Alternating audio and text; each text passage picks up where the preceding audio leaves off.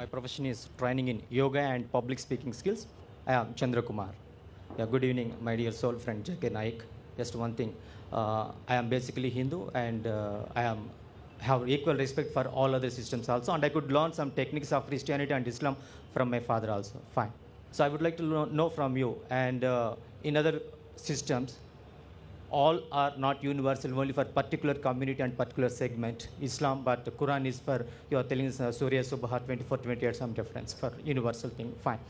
The crisp of the Vedic, I mean, to the best of my knowledge, it is Sarve Janaha Sukhino Bhavantu.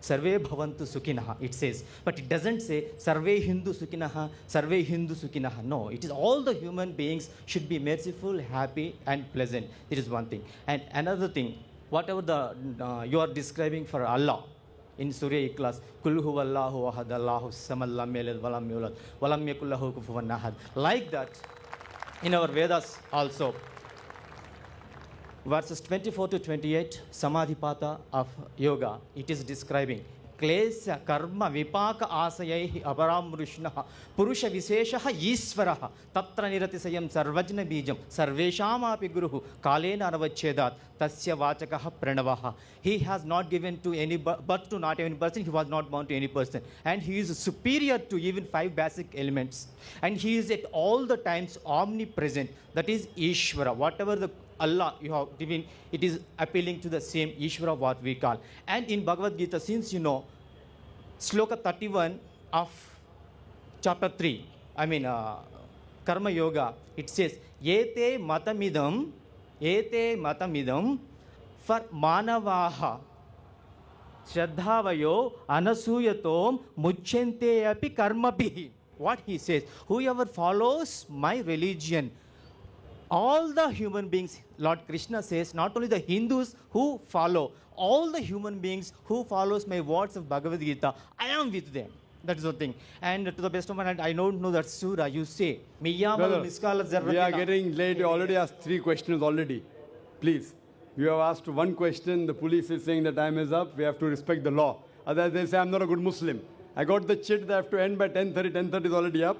I'll just try and reply in brief. All these questions answered on the website. You can go to my video cassettes. I'll give you a copy of Similarity with Islam and Hinduism. The brother said, I'll answer in short. For more details, refer to my other cassettes.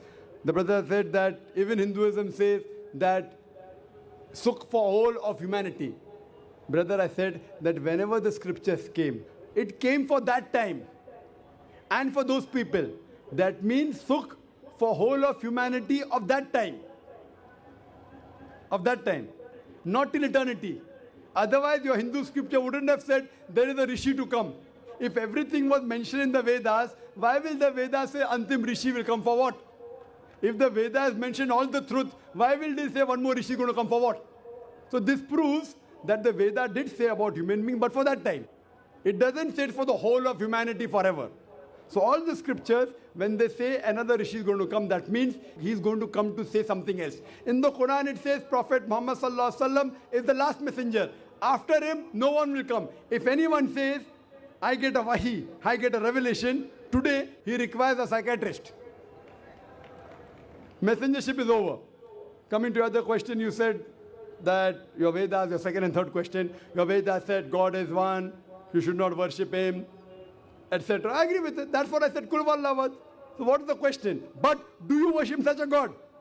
You said you believe in Kul Wallahu, God is one, who is not begotten, who has got no image, there's nothing like him. So I am asking you, yes, I believe in that. Do you believe in such a God? So the moment you give an idol to God, that means it is going against your Veda. And as I mentioned earlier, it's clearly mentioned in the Svetasvatara Upanishad, chapter number 4, verse number 19, and Yajurveda, chapter number 32, verse number 3, Natasya Pratima Asti. Of that God, there is no Pratima, there is no statue, there is no idol, there is no image, there is no photograph, there is no sculpture. You believe this and worship such a God, like the 4 criteria of Surah Ikhlas, then you are worshipping the true God, otherwise it's a false God. Hope that answers the question. Wa akhiru da'wana alhamdulillahi rabbil alameen.